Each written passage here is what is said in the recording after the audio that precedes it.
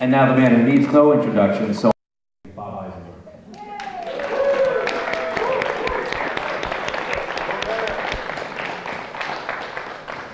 I want to tell you all a story about this friend of mine who I grew up with in Dorchester. He's 108 years old. We grew up together, and he's amazing. He plays tennis 2 or 3 times a week, and he hits the ball like an 18-year-old. He's a scratch golfer. He's an amazing athlete. And this is at 108. So naturally, Men's Health wanted to interview him.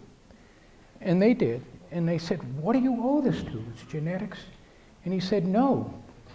He said, I never get into an argument. He said, as soon as I see a confrontation, I walk away. Even when people make bad calls in tennis, I never argue. And the interviewer said, that can't be the only reason. And my friend looked at him and said, if you say so.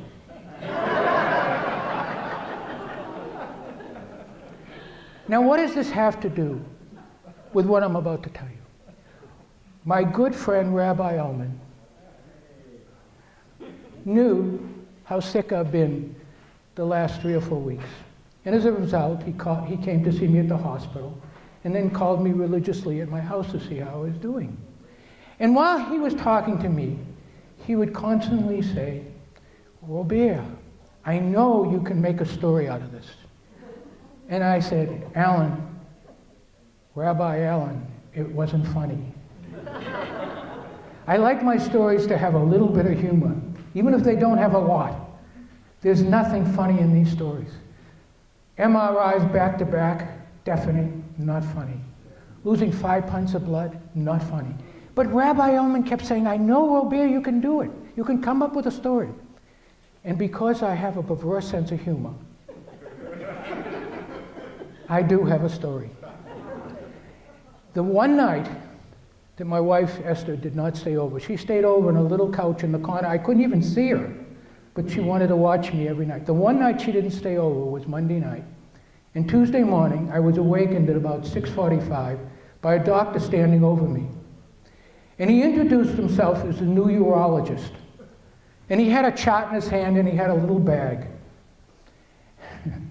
And he said, I noticed on the chart that you have not been seeing the urologist at Leahy Clinic. Well, I was awake enough to say I wasn't able to get an appointment, and that's why I'm seeing a urologist at the BI. He said, well, you need to make a decision right this minute as to what urologist you're going to use. Now, I'm lying there, totally helpless. But the last thing I want to do is piss off a urologist. Right? I'm totally defenseless, and he's got this little bag. So I said, let me think about it. And he said, so we agree to disagree. I had no idea why, because I hadn't disagreed, and I hadn't agreed. But I said, if you say so. Thank you, Rabbi Ullman. We were able to find something with my perverse sense of humor. I want to tell you all that I've had some very bad jobs. I didn't think from the outset that they were going to be bad jobs, but they were. My first bad job started when I was in my very early teens. I was hired by the city of Boston to count cars in Boston proper that were legally and illegally parked. I was pretty excited till I found out that I was only to do this when it was blizzarding out. They only cared when they had a certain amount of snow. My second job was very exciting. I was hired at a camp, a co-ed camp, to be the golf instructor. When I arrived at the camp, there was no equipment. There were no golf clubs, there was nothing. So I went to the owner and I said, I couldn't find the clubs and the various equipment. Can you tell me where it is? Or when it's coming? And he looked at me and said, what's the matter with you? You can't teach without equipment? Anyhow, it was an interesting summer. When I got a little older, I was in the Army, and I was trained, or being trained, to be a medic. Now, most of you know that medics do not fire weapons. They don't have a rifle, they don't have a gun. What they have is a big cross on their chest to make them perfect targets. But here I was, lying on the ground in New Jersey. It's about 33 degrees. It can't make up its mind whether it's going to rain, sleet, or snow. I can't see the target because it's raining or sleeting. I can't see anything. I'm freezing my tuchus off. And I'm praying to the gods above, please save me. When a voice came, Catholic Mass, all Catholic soldiers to report to the church. I looked down at my name tag. It said Eisenberg. But I thought I could pass. Besides, they wouldn't notice, would they? There I went to the church. And you want to talk about making a fool of yourself? When they were down on their knees, I was standing. When I was down on my knees, they were standing. And there was holy water everywhere. But I was soaking wet to begin with. But you know what? What had been my tuchus was now a butt. And it was a lot warmer. The last terrible job, the last crazy job I had was I was hired by a company in New Hampshire to design their boots. And part of my job was to go to Korea and check to see how the upper part of the boot was going to be made. So I went to Korea, and I was pretty excited about it. And they came out to greet me, they hugged me, and they shook both my hands, and they offered me tea and cigarettes. And they took me to a room where they said the guide would be there. It was very strange, because when they left, they locked the door. Nobody came until nightfall. I never saw the factory, but I got out of there alive. I tell you about all these jobs that I had, and I had a lot more crazy jobs. But I tell you about all these jobs because now I have a new job.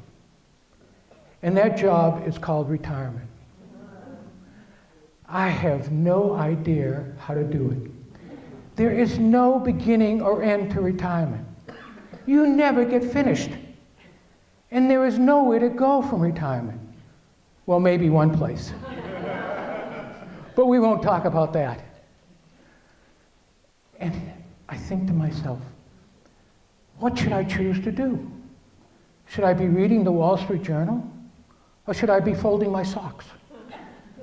I know whatever I do, it's the wrong choice. So maybe I'll do nothing. You know, there's an art to doing nothing.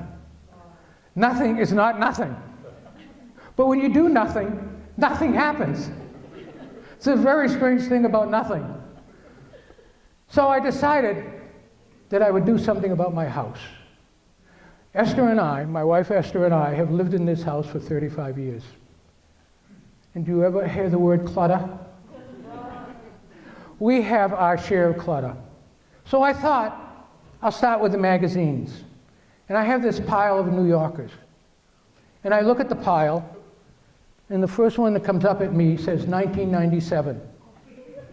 And I'm thinking, well, that's not that long ago. And I pick up the magazine, and it says the real story as to why Clinton and Gore are not getting along.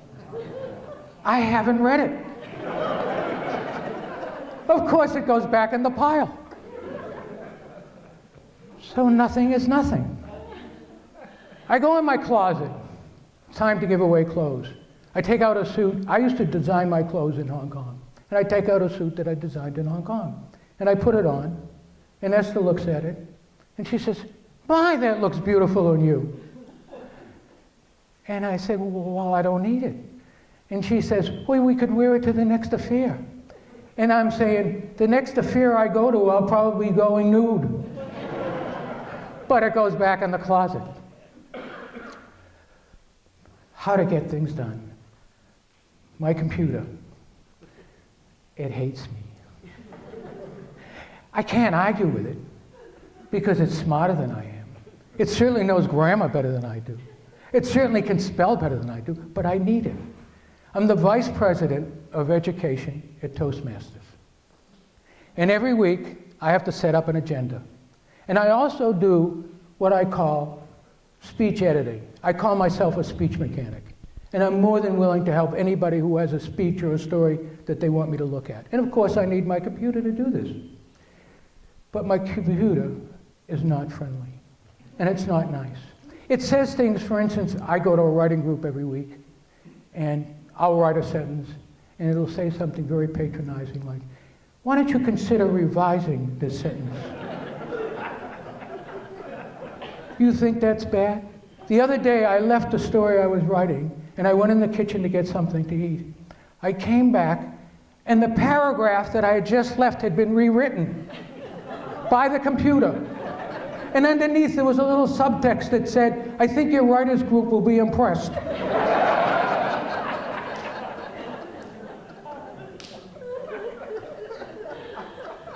I'm telling you the truth when I tell you it hates me. So I go back in the kitchen, away from my computer, and I say to my wife, have you noticed lately that people are mumbling? I said, what is this? We're going back to the James Dean era of the 60s. Some actor now is copying him and people are mumbling. Even you seem to mumble, Lester. She said, there's a hearing aid store downtown. I said, what? She said, downtown Lexington, there's a hearing aid office. You might try there. So I went down, being very compliant, and they showed me the hearing aids. Well, you cannot imagine how small they are. This is not the kind of thing you should give elderly people.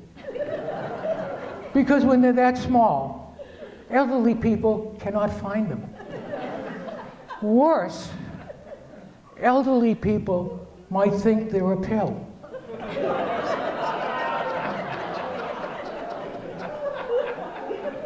And they might swallow them. But that could be a good thing because my wife is always saying to me, you must listen to your inner voice.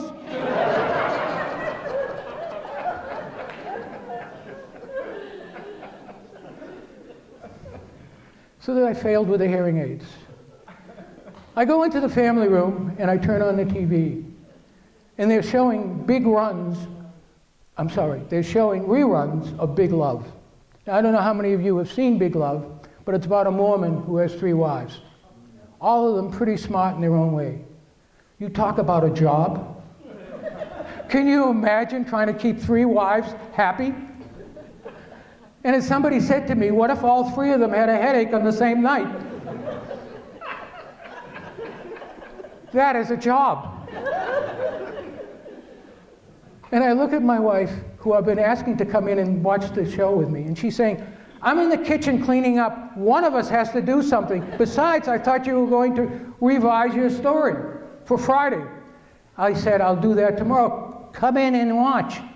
She said, excuse me, like I said, one of us has something to do. It's not bad enough the computer puts me down. It's not bad enough I can't deal with these hearing aids. And I think to myself, I really do have a job. That's being with my wife. And it's a very, very good job for the last 43 years.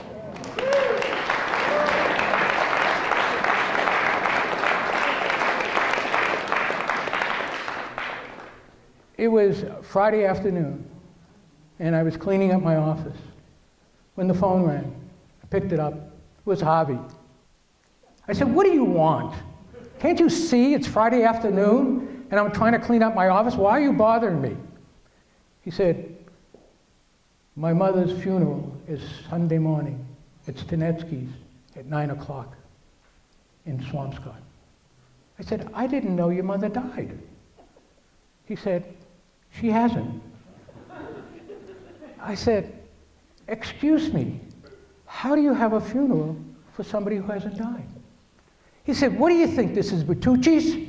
You can call ahead for a casket? He said, this is Stanetsky's, and there's a long line of people waiting for reservations. He said, I had to make a reservation for my mother. And besides, my brother Billy is flying in from Vegas for the funeral. I said, excuse me, just because Billy is flying in, does that mean your mother has to die? What if she doesn't die? Do you have a substitute? Harvey said, it looks pretty bad. The doctors say she won't make it through the night. She's really having problems breathing. I said, come on, Harvey.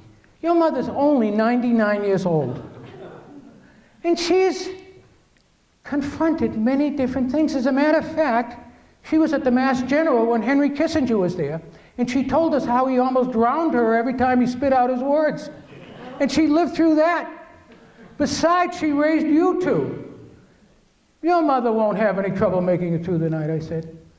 And I said, besides, have you called Andy? He said, no, I haven't had time. Would you call Andy for me? Well, I have to tell you, I was dreading calling Andy. Andy's job is to set up the tennis game every Sunday morning. Who the players will be, what time it'll be, where it'll be, and he takes this job very seriously. If one of us were to call on Friday afternoon and call in sick, Andy has considered fining them for calling in so late. So I had no choice, but I called Andy. And I could tell by the reservation in his voice that he was nervous. And he said, what's up? And I said, Harvey's mother's funeral is Sunday morning. And he said, I didn't know she died. And I said, she hasn't. And he said, well, how can you have a funeral for somebody who hasn't died? I said, I asked the same question. He said, well, I don't understand. If she hasn't died yet, isn't there some way we can change the date of the funeral? And I said, no, it's written in stone. He said, well, what time is the funeral?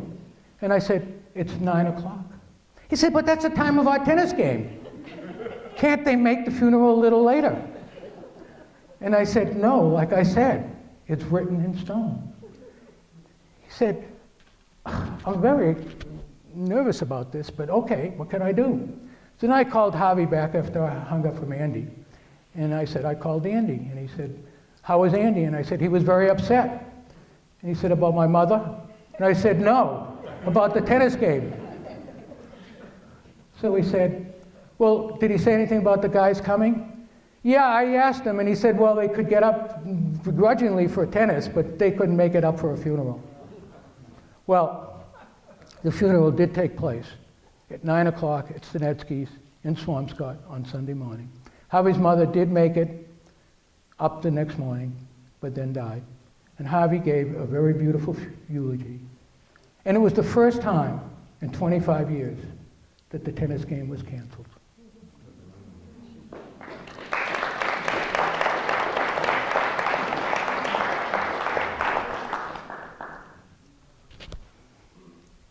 I don't know what it is about me or the way I look, something about me that makes people say things or has people say things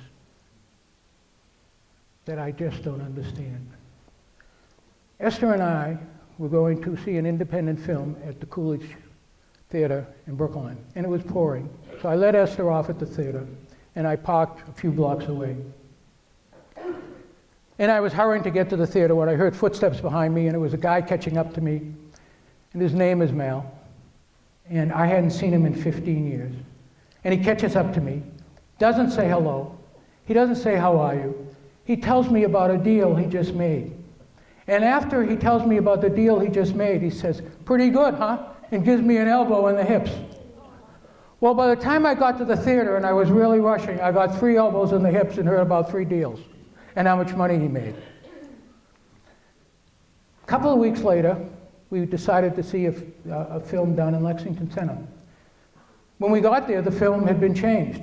It was now Attila the Hun. I said, let's go home. Esther said, no, I want to see it. We saw it.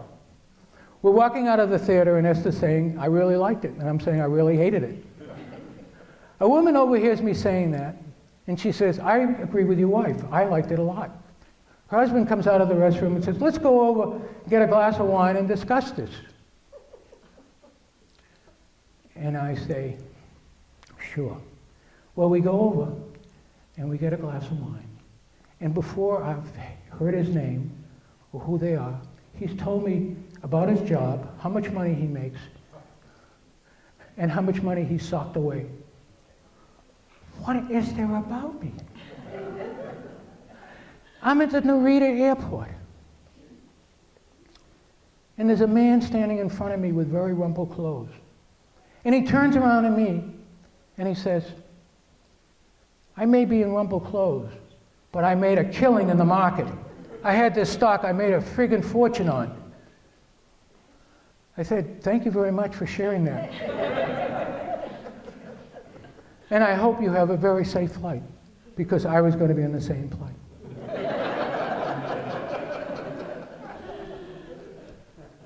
Now,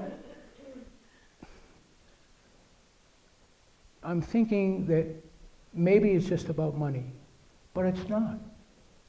There's something about me that causes people to say very strange things to me. I'm in a garage in New York City, waiting for my car to come out, and a woman is staring at me. Finally, I say, why are you staring at me, ma'am? And she says, because I saw you on TV last night, and you were so funny, I couldn't stop laughing. I said, do you remember my name? She says, no, but you were wonderful. About a couple of months later, I'm at LAX picking up my bag at a carousel, and a man comes over with his son, taps me on the shoulder, and says, I want your autograph. I said, what name would you like me to put down?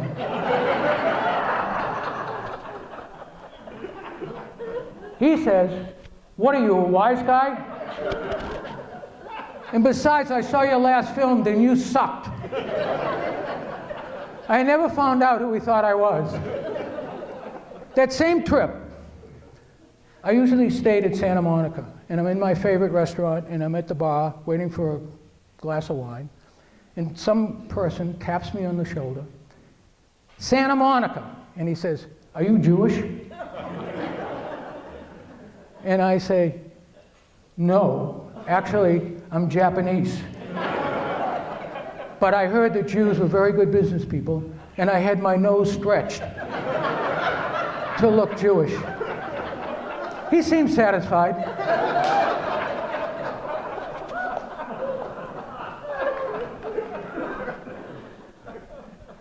Not long after, I'm in New York, downtown, in the village, waiting for my daughter. And again, I'm having a glass of wine in a pretty large bar. New York City, where there's how many Jews? 8 million? A guy comes over to me, and he taps me on the shoulder, and he says, you know how much money the United States gives to Israel every year? No. I don't even know how much my glass of wine cost. But I said, you can ask the bartender, because they know everything. What is there about my face? What is there about me that causes people to say these things? I was in Chicago. I was at the Playboy Club. And 2 ex-athletes came in, and they were doing high fives, and they were doing this and talking about the old times. And then they butted heads. And they saw that look on my face of astonishment. And one of them said, well, he's a Jew, he doesn't butt heads. And I thought to myself, wrong. We Jews never stop butting heads. We just don't do it physically, but we do butt heads. And then I'm on a plane coming from Hong Kong to Chicago. 15 hours. An elderly woman is sitting in the window seat, I'm sitting on the aisle. All we exchange the entire flight is excuse me's when she has to go to the restroom. Finally, at the end of the flight, when I stand up, I stand back so she can get out in front of me. She gets out in front of me, she turns around, and she looks at me and she says, you must have had a very bad childhood. How did she know this? What is there about my face that makes people say these things? Before I get into my last story, I will tell you that I spent many hours lying in a bed the past few weeks. And as a result, I watched the various Republican candidates, as I'm sure most of you did. praying, wishing. And of course, I give Romney a lot of credit. And I give him a lot of credit because when he talked about how high the trees were in Michigan, seriously, he had the decency not to say, not like in Massachusetts, where those liberal trees grow in all directions. They grow all different heights. And he didn't say that. But I'm thinking, there's Romney, and there's Santorum, and there's Gingrich, and there's Perry, who's still talking about a brokered whatever.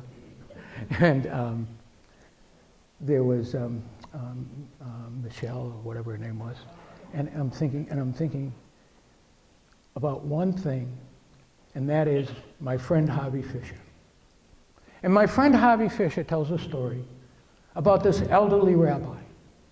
And this elderly rabbi was given the unenviable task of doing a eulogy for a man he never met.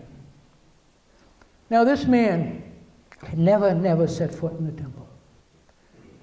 And so he knew nothing about him. And so, being a resourceful rabbi, he went to the neighbors and he went to people who were about this man's age to find out something. And he couldn't get a word. Nobody would say anything. So he decided what he was going to do when he would do the eulogy at the temple.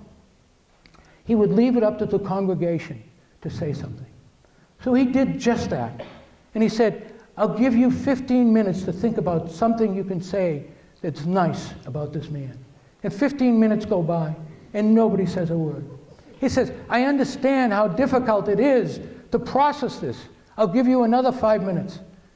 Finally, at the end of 5 minutes, a man picks his hand up, and he says, the father was worse.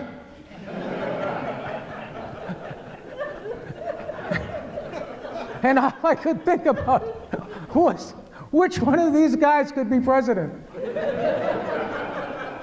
The father was worse.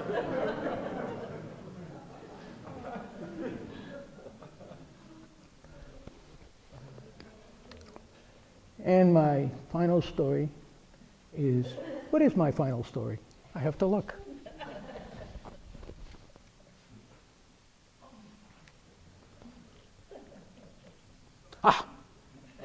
I didn't look. You know why? It's not there. This is, of course, a true story, as all my stories are true, including the one about that rabbi. I'm in a plane. It's 35,000 feet in the air. When the pilot announces that we have no brakes. He says we are going to have to land at Dulles Airport in Washington because it's the longest runway on the East Coast. And he says there's no way we can land in Logan because the runway is not long enough and we have no brakes. And he said that noise you heard a while back reflected the problem of no brakes. Well, the plane was full. And naturally, I was scared to death. But worse than being frightened to death, I knew that all of these people were going to die, including myself. I'd never see my wife or my kids again. And I had caused this. This was my fault that this was going to happen. And how is this my fault? Well, a couple of years before this plane ride, I had had the job, again in New Hampshire, of being in charge of design of the product and sales. And I had this man working for me named Phil. We'll call him Phil because that was his name. And things were going very well, except for one problem. The boss hated my guts. There wasn't anything I could do, including make money for the company, that was any good. Of course, I didn't like him much either. And Phil knew this. And he would constantly agitate me by saying things about the boss and have me extrapolate what I thought of the boss. What I didn't know was Phil was calling the boss every Sunday night to tell him exactly what I said, and even more. Well, each year, we would have a couple of conventions in New York. And we would work very hard at these conventions. We'd start about 7:30 in the morning and get finished about 8 at night, showing our wares It was a gruesome day, but at the end of the day, it was delightful. We would have, light food like tonight and wine, and we would, tell stories, and it was a lot of fun. And Phil would come in naturally from St. Louis, and his wife would love to come into New York because she loved shopping in New York. And she'd come to these shows, and she would tell us about their marital problems, which was really none of our business. And one of the last ones she told us was how she actually punched Phil in the nose because he frustrated her so much. And I looked at Phil, and there he was standing, showing his nose with a stupid grin on his face, and saying, yeah, she did. Well, one of these shows, she sidled up to me, and she said, Robert, she said, I'm a witch. And she could tell by the way I looked at her that I'm saying, yeah, and I'm Elvis Presley. She said, I know you don't believe me, but I hope and pray that I never have to prove it to you like I proved it to others. Well, after one of these shows, I came back to the factory, and the boss called me in the office, and he said, I know you're saying things about me, and I want you out of here, and I want you out of here immediately. You're gone. So I left, and I took a job with a competitor, and things went pretty smoothly. A couple of years went by. And one of the customers that we had was in Pennsylvania. They were in Steubenville, Pennsylvania, and they moved to Columbus, Ohio, and built a brand new edifice, and they invited us all there.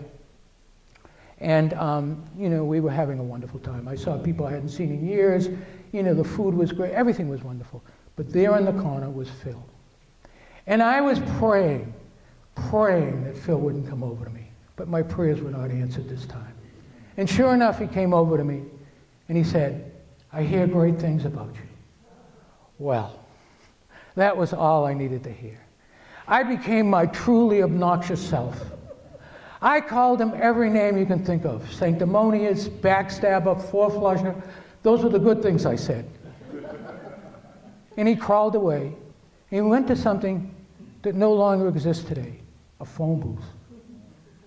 And I didn't think much about it until the next night, when I left Columbus, Ohio, for Cleveland, and got on this flight, and was told that we had no brakes, and we were all probably going to die. And I realized that he called his wife the witch. And that all of these good people were going to die. And they were down on their knees, they had their rosary beads out, even Jewish people. People who looked Jewish were praying and crossing themselves. Anything that works at a foxhole. The flight attendants, impervious, they didn't care. All they cared about were our seats up. There could have been a lion on this plane. It wouldn't have detoured them. It wouldn't have stopped them from checking to see if our seats were up. Now this plane is going to come in at about 500 miles an hour. Do you think it really matters that your seat's up all the way? I didn't think so. We also had to put our heads down. I kept sneaking my head up to look at the airfield in Dulles, and it was covered with foam, and there were fire engines everywhere. And of course, I'm thinking, I did this. I couldn't shut my big mouth. I had to tell Phil off for the last time. And he had to tell the witch, and she's going to kill us all because of the terrible things I said to Phil. Why on earth did I have to do this? Well, needless to say, I'm here.